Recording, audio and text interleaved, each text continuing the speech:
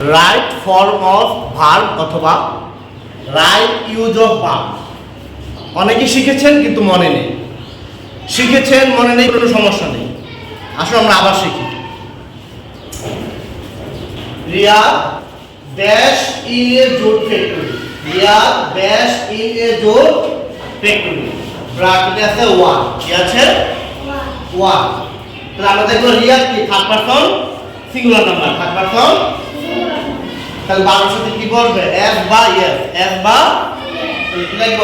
One, W O R K S, S যুক্ত করে দিলাম।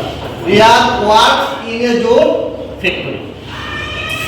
দা sun dash in the east. The sun সূর্য।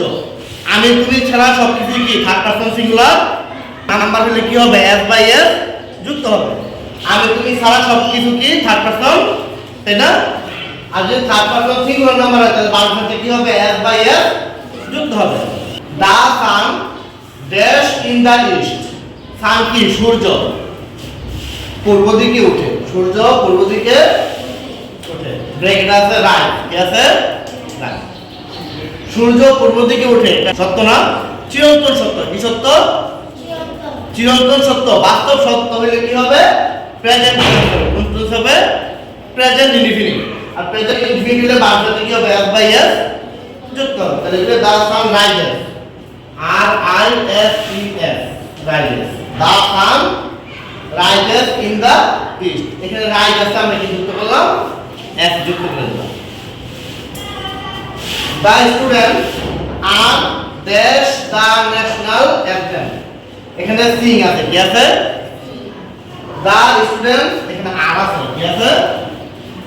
আমরা জানি am is are was were। am is are was were থাকলে মূল ভার্বের সাথে কি করব? আইএনজি যোগ করে দেব। এখানে was আছে না? তাহলে সিং কি হবে? Singing. S I N G I N G, singing. The students are singing the national anthem. তাহলে সিংটা কি হয়ে গেল? Singing. The little boy walked dash very fast. Bracket আছে ওয়াক। কি আছে? এখানে কি ওয়াজ আছে না? আবার বলছি am is are was were থাকলে ভার্বের সাথে কি করব? আইএনজি যুক্ত করে দেব।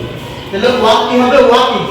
W A L K I N G যুক্ত করে দেব। Walking. The little boy was walking very fast. ধন্যবাদ সবাইকে।